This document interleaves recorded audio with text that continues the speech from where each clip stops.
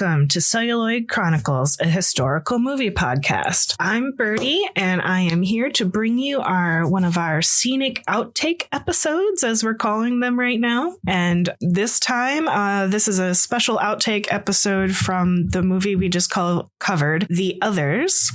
That was a spooky time, and I'm happy to bring you some extra historical information. There actually ended up being a lot that I could have brought to you, but I figured I'd bring the bulk from what was only vaguely referenced to in the movie, which is the German occupation of Jersey Island. So I wanted to concentrate on that today. I could talk about tuberculosis, seances, the other world, and the really neat way that the movie made it so that the other world of the dead could merge or overlap with the living, which was actually a very common feeling for several ancient cultures like the Celts, and I think a little bit with Eastern European cultures and Norse cultures and that sort of thing, where during liminal periods and certain times of years and under certain circumstances, the living can interact with the dead, but the world of the dead can be just as real and tangible, if not more so in certain areas than the world of the living. So, well, there's your little outtake on that there. But I felt the best use of this time, since we still want to keep these we don't want to make a 3-hour outtake episode compared to our shorter main episode. I wanted to go over the German occupation of Jersey Island, which I will do, and I want to give you an immediate trigger warning, as this will contain discussions of wartime occupation and deaths in war. So I'll go ahead and dive right in. At the start of the German occupation, no one knew exactly what this would mean. The occupation was actually a 5-year occupation during pretty much the entirety of World War II.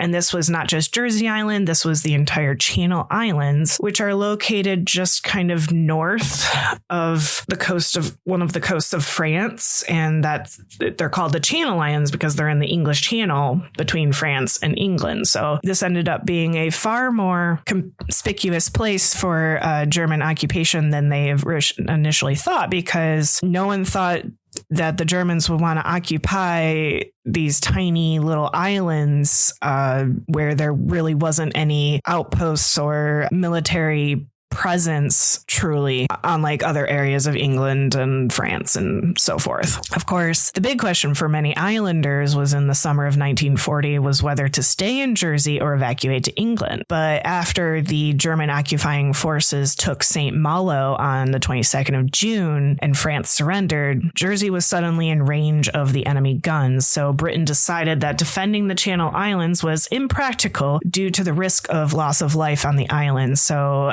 a compulsory evacuation was ruled out, but people were able to decide whether they wanted to evacuate or not. And I think I mentioned some of this in the main episode.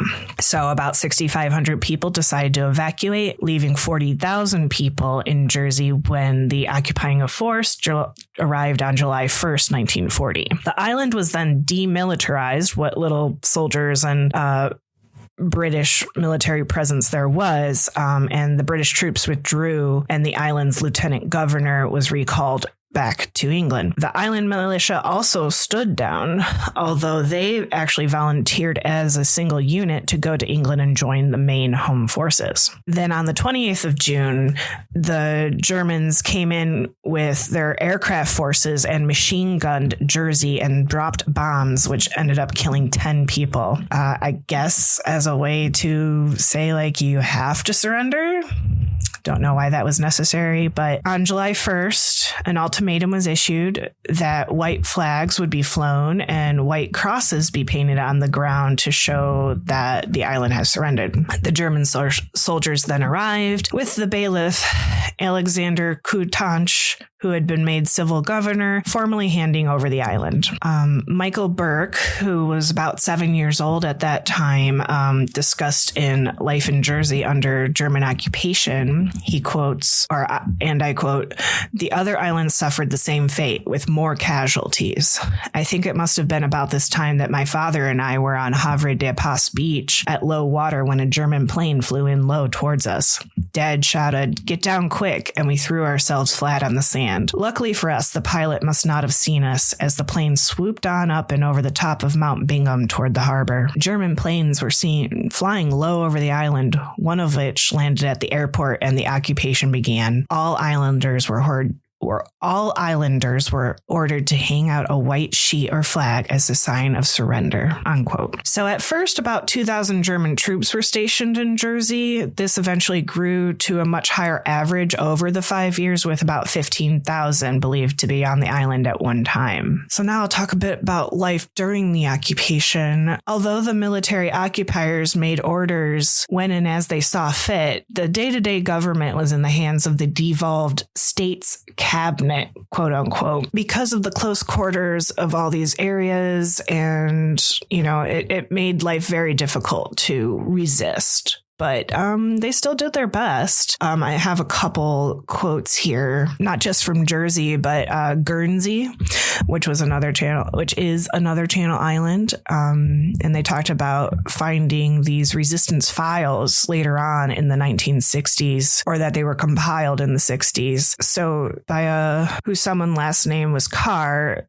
whose relatives lived on the island during the occupation, said, and I quote, "The file is incredible. Resistance in the Channel Islands was different. It was not organized and it was unarmed.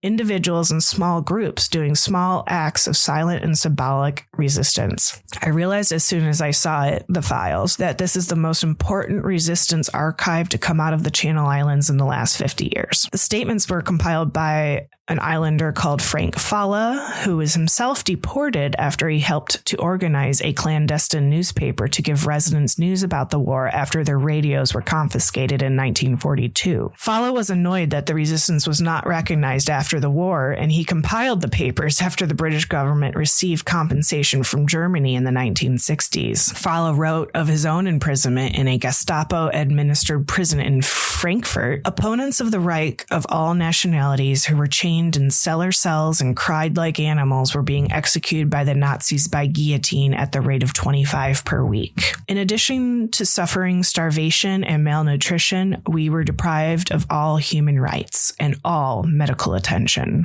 Our relatives were not informed where we were or even whether we were alive or dead." In another testimony from Henrietta Gillingham, a widow of Joseph Gillingham, who died in German captivity, she related what other prisoners had told her. Her husband was, and I quote, "He was ill-treated, starved, and denied all rights one would expect even from an enemy, for I received not a single letter from him, nor did I know whether he was alive or dead, or where he was. I have since found out that my husband did his full term of imprisonment and was promised by the Germans that he would be sent to an internment camp. He left Hamburg prison on February 2nd, 1945, and was seen only for a moment by my brother and Frank Falla, but he was never seen after this. He was either put into a concentration camp, taken on a forced march, or killed. Not even to this day have I heard where he is buried or how he died." And again, these were quotes from the Guernsey files during the German occupation. And then another quote, again from Michael Burke from Life in Jersey under German occupation. "My dad had a crystal radio set, part of which I still have, made locally, which enabled us to secretly listen to the BBC News. One morning, our baker had come through the back door to listen to the latest news with us, when my mother, keeping watch at the front window, saw a German car stopping outside our house, and she called a warning to us. The radio was quickly hidden under the secret loose floorboard under the carpet in the front hallway. The baker jumped out our back window, ran through our garage, grabbed his bike and pedaled away as fast as he could up the back lane. When he got back to Roseville Street, further up from our house, he heard the car coming up behind him and thought he was in big trouble. Much to his relief, the car went past him without stopping, but he was so afraid of being caught that he never came again to listen to the news on our crystal set." So just a bit about what people went through during this occupation time. So obviously food was a main concern. Outside sources were cut off except for small quantities from France. Jersey had to become self-sufficient. Farming methods changed drastically, with potato fields given over to corn and disused mills put back to work. Sugar beet was planted, seawater boiled for salt, and improvised tea and coffee became the norm. Despite 5 years of often dire shortages, children at the end of the occupation were actually in better than expected health. This was possibly because of the reduced sugar consumption and regular rations of full cream milk. In a book by a local historian, Andrew Gilson, he examines the relationship between the German military government and the civilian government and civil service on Jersey, and how they had to work together to ensure the island's survival through its farming industry.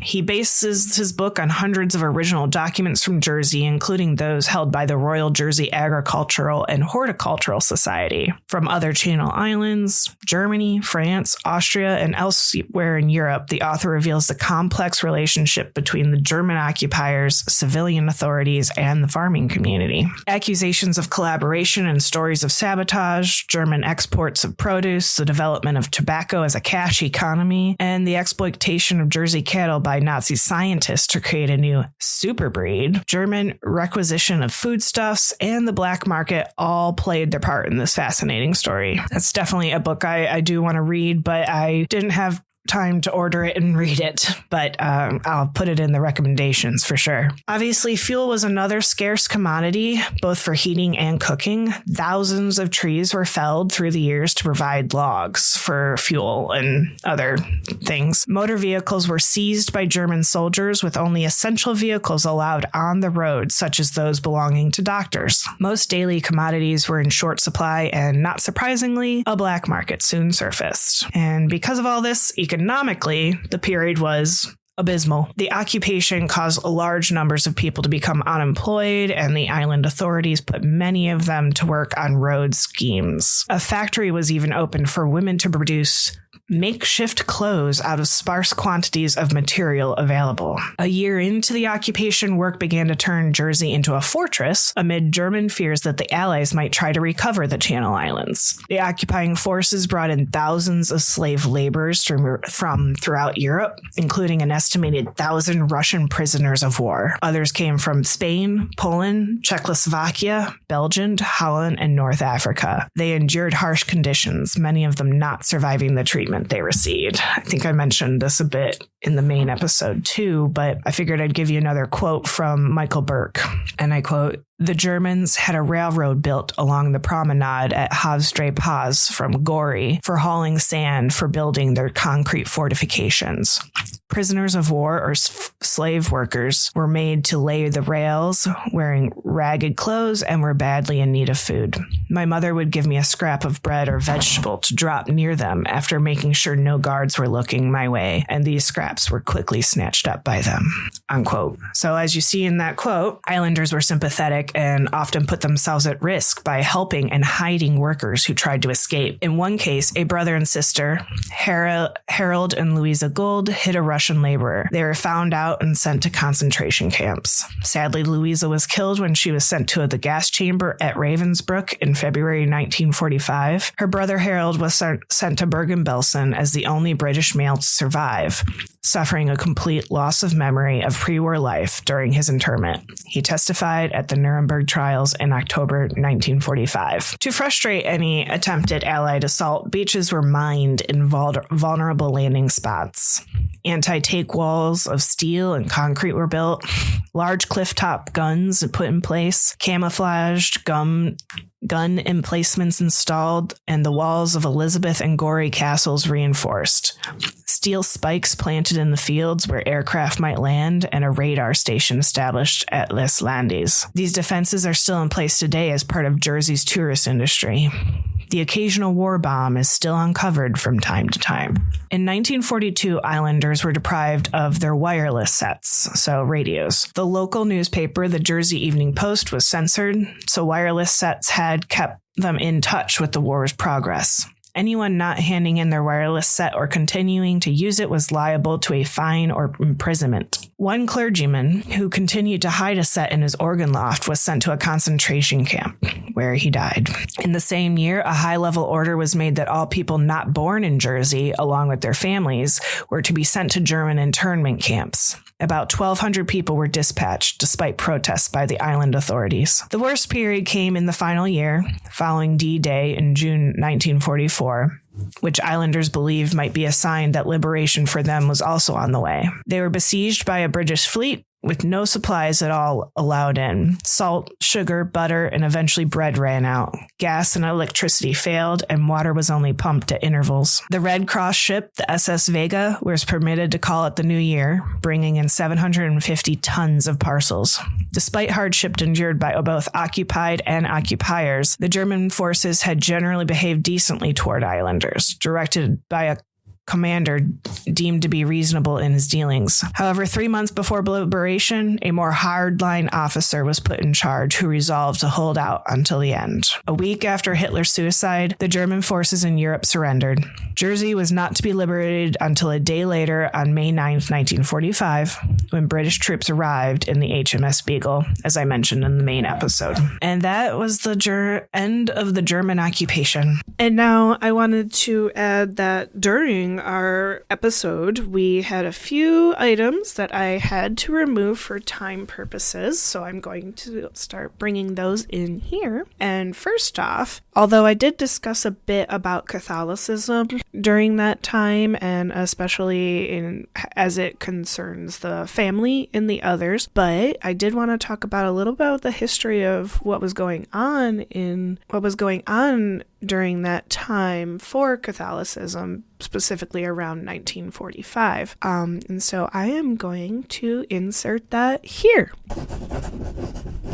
I think I'll bring in here, I didn't have to include this necessarily. It's not really paramount to the story, but it does kind of give some context to Catholicism at the time. And I'm not going to say it's much different these days, but in 1945, Catholicism itself, especially in Europe, was deeply impacted by World War II. So there was a lot of divisions that were created in the Catholic community. Catholics fought on both sides. They were with the Axis powers and the Allied powers for far different reasons. And the Catholic regime, so, the Vatican and the leadership of the Catholic Church were dealing with all the different divisive regimes involved. So you got, Italy itself, Mussolini. We got Germany that still had a lot of Catholics. We have Russia, who still had Catholics. They had their own orthodoxy. We got the United States. We got Britain. Catholics are everywhere. And as many of you may know, Catholic churches and clergy did face persecution in Nazi-occupied territories, particularly in Poland. Catholics and Romani and LGBT individuals were also persecuted. There's this weird division where there are some Catholics fighting on the German side, but I can't speak to why some were persecuted and some were not. I think it was kind of a nebulous situation. That's for someone else to talk to you about. But what I can tell you that in other parts of Europe and in Poland, thousands of priests and other clergymen were murdered and churches were destroyed, specifically because they were Catholic. So Catholics actively resisted Nazi rule, but some collaborated with those fascist regimes. It was probably very complicated, and I don't know those nuances. What I can say is that in the Vatican in Rome, under Pope Pius XII, who was the Pope at the time in the 1940s, officially maintained a neutrality during the war. Probably the safest bet. But he also used diplomacy to aid victims and lobby for peace. And there was the Vatican radio at the time that did speak out against the atrocities that were happening, including against the Jews. So there was a lot going on, and I have many stories that I could include here, but I'm going to save them for my Outtakes episode just for the interest of time. So stay tuned for that episode. But after World War II, as across the world, so many changes came about because of World War II, especially in religious dogma and the separation of secular culture and religious culture. And as we see here, there's a lot of hardened beliefs that Grace is trying to instill in her children, but you see the children questioning and bringing forth new thought patterns in the new era. And that is exactly what happened across the world, especially in the Catholic faith and in many faiths, especially in the youth after the war. And I'll give it back to Brick. Okay, now I'm going to move on to a bit that we took out. We were talking about how Justice and Pastor came up during the storyline near the beginning of the movie, and how the children were like, oh, well, we'd just lie. Even though we believe in our heart, we wouldn't tell the Romans that, and the discussion that came up from the mother. And we had a little bit of a talk about how that compared to our memories of some discourse around Columbine. And just for a little more context, we talk about trying to remember a video, a music video that came up, and how there was a girl at Columbine that said, refused to deny her belief in God.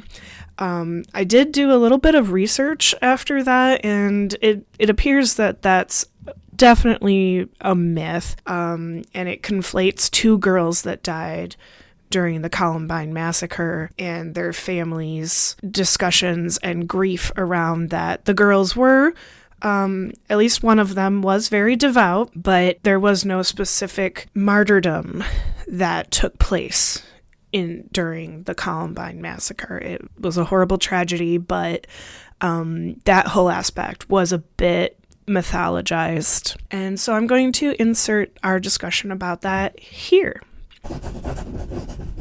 Not to totally give a tangent, but this came up during after the Columbine shootings, because there was one girl. Do you believe in God? Do you believe in God? And we did a whole video. There was a whole video thing on this. Yeah. And I was in religion class. I went to Catholic school, so this is right up my alley. I am no longer. I am a recovering Catholic, but and I'm a recovering Baptist. Yeah, ooh, we fit. But yeah, I remember this distinctly. I don't even remember her name, but I know there was a girl, and obviously that is terrible. But and more power to her soul. I will say, and this is something I learned a long time after, I believe that might have just been something that maybe her parents felt, she would have said, because I don't think there is necessarily any way to know that this happened, because it was just other than maybe the other students. As far as I was aware, it was just her and one of the shooters. But it's aside, I'll look this up. I'll just check it out. But before it, and then I'll edit as necessary. But yeah, I just remember that there was a story of her. They were like, "Do you believe in God?" And she was like, "Yes." And I think there was the preface that if you say no, you'd be shot. And she was killed. And her parents were very public about this. And obviously it got all the way to my class. 1999, right? So yeah, I know.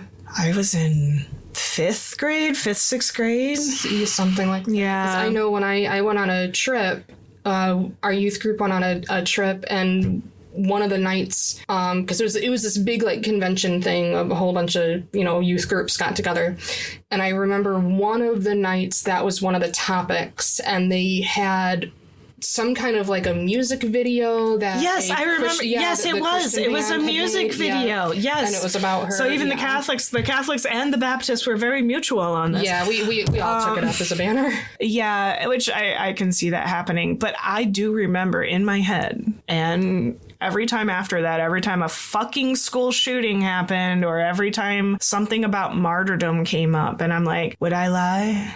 And this is when I was Christian and now that I'm not Christian, both ways. Even if you asked me now, are you a pagan? I'd say no.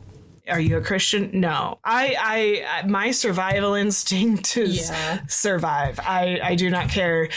Fiery depths of hell. Well, I really don't think it's going to be like that, so no. And I do remember that too, like as a child and, Sunday school, whatever, Bible study, oh, you cannot deny Christ. You might be killed, but don't deny Christ. And then, sitting there feeling like an absolute piece of shit, knowing that if somebody put a gun in my head, I'm going to say no. Yeah, I'm going to say no. But others would say yes. And that's more power to you. I respect your faith, that you have that level of faith. And, if you're the one that's right, well, I'm the one that's screwed. So whatever. Yeah. I don't care anymore. So I'm already in hell. Anyway, so. And finally, just for a little bit of fun, I'm going to insert our final outtake where we just talk about our love of horror. So I had to cut this piece out for time, but I wanted to share that again here to make sure it's fully appreciated. Yeah, I like supernatural suspense, psychological, which this definitely is, and just I'll take some jump scares, I'll take some like creepy images, but I just don't. The tension is what. Yeah, I like the tension. I love the tension stuff. Stuff. I just don't need your Ripper like Saw. Yeah, I don't need Saw or Chainsaw. Texas Chainsaw Massacre. Those I don't care for either because it's less story and more like gore porn. Yeah. Is that what it is? Yeah. Really? The stuff you like with gore usually has at least a good story, like May. Yeah. Right? Yeah. Where it's a good story. I still probably wouldn't appreciate the wire going through the guy or whatever. I only saw bits of it with you, so I think I ignored most of it. I think I know what you're talking about. But I don't need that part. But I like the story. So there's a lot of horror out there. I'll literally just read the outline. I'll read the excellent wiki synopsis and move on with my life. So. Well, like. And I, if you don't mind me dropping other podcasts. Your husband. Oh, sorry. If you don't mind me dropping other podcasts. So. Oh, yeah. Okay. I don't know. So my husband and I, we both listen to a horror movie podcast called The Horror Virgin. We've found a lot of fantastic horror movies that we otherwise would have never even heard of, probably. And I usually watch the movie first and then listen to it. He listens to it first, so he knows if it's going to be really gory, something that he doesn't want to watch. So yeah, even with horror fans, the gore is not all that great. Yeah. I know I repeated a bit of that, but I wanted to tell the full story, and especially with some of those quotes that I felt were worth telling. My sources were the same that in the main episode, which is the Guernsey Islands Files, the German occupation of Jersey by the Jersey government, history of liberation by Jersey, and life in Jersey under Nazi occupation, which was the personal story told by Michael Burke. And so, thank you for listening to Celluloid Chronicles, a historical movie podcast. Please like and subscribe to us wherever you listen, and we hope you join us again soon. And always remember, live like you're making history.